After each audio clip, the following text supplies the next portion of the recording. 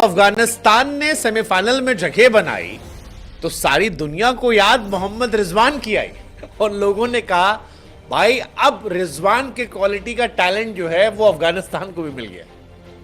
अगर आप नहीं समझ पा रहे तो आपको याद करना चाहिए अफगानिस्तान और बांग्लादेश का मैच और उसमें बेस्ट एक्टर का अवार्ड पाने वाले गुलबुद्दीन नायब को। गुलबुद्दीन नायब यार अपने आप में कमाल के कैरेक्टर है, कमाल के कैरेक्टर है। बीते मैच में अच्छी गेंदबाजी की थी, तगड़े बॉलर है, अच्छी गेंदबाजी की थी और विकेट निकाले थे। लेकिन इस मैच में उनकी एक्टिंग स्किल जो है वो ऑस्कर लेवल वाली थी।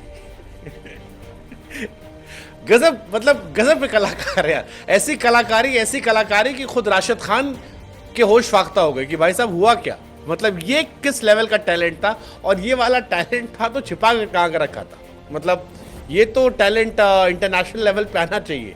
रेन स्ट्रिंग उन्होंने दिखाई, नहीं आमतौर पर हैमस्ट्रिंग होता है, लेकिन गुलबुद्दीन नायब ने जो दिखाया वो रेन स्ट्रिंग था।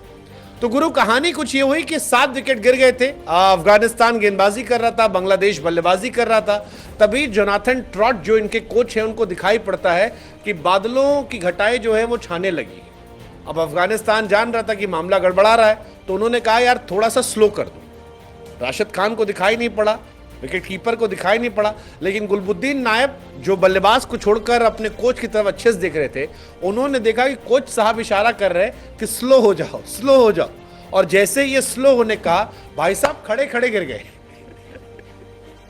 मतलब जो तस्वीरें आई वो भी हैरान करने वाली थी। लोगों ने कहा ये क्या था, खड़े खड़े गिर गए। और गिरे तो अपनी हंसी कैसे रोके, तो हंसी रोकने के लिए उन्होंने अपने पेट के बल सर रख लिया ताकि दिखाई ना पड़े।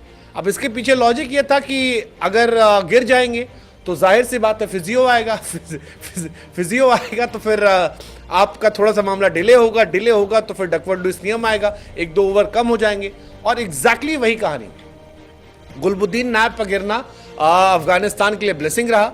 1 ओवर कम हुआ और उसका असर यह रहा कि 2 रन केवल कम, तो 1 ओवर घटाया गया और 2 रन घटा। और उसमें गुलबुद्दीन नायब की वो एक्टिंग जो थी वो बड़ी कमाल आ गई।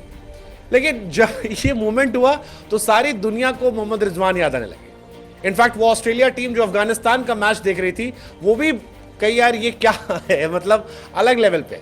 एडम जम्पा ने गुलबुद्दीन नायब के हैमस्ट्रिंग इंजरी को ओल्ड रेन स्ट्रिंग कहा यार सही है गुरु, खेल गए तुम। मतलब कई लोग मतलब मजाक उड़ा रहे थे कि यार अब इनको ना पक्का रेड कार्ड मिलेगा। ये जो इन्होंने किया है ये अपने आप में टैलेंट की पराकाष्ठा है।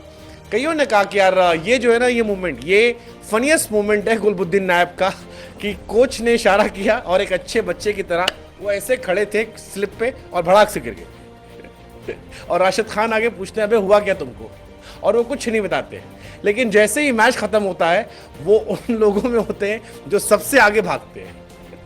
लोगों ने कहा भाई थोड़ी देर तो एक्टिंग कर लेते यार, मतलब इतना भी खुल्लम खुल्ला करने की जरूरत क्या है, क्योंकि जो लेवल पे तुमने एक्टिंग की है वो ऑस्कर अवार्ड तुमको ले जा रहा है। गुलबुद्दीन की भागने की तस्वीरें देखकर मतलब सारी दुनिया हैरान थी और फिर लोगों ने मौज काटनी शुरू कर दी। यान स्मिथ ने कहा कि भैया 6 महीने से मेरे घुटने में दर्द हो रहा है। अब मुझे लगता है कि मुझे गुलबुद्दीन नायब के डॉक्टर को देखना पड़ेगा इस गेम के बाद, क्योंकि ये दुनिया का 8वां अजूबा है कि गुलबुद्दीन नायब जो चोटिल थे वो सडनली आधे घंटे के अंदर दौड़ने कैसे लगते हैं। मतलब ये कौन सा लॉजिक है, किस तरह से है, इसके पीछे क्या थ्योरी है, ये कमाल है। इनफैक्ट आप खुद हैरान होंगे कि राशिद खान जो कप्तान है वो बेचारे हैरान थे कि गुलबुद्दीन को हुआ क्या, मतलब अभी तो खड़ा था यार। वो गिर पड़ा, लोग यकीन नहीं कर पा रहे। लेकिन गुलबुद्दीन नायब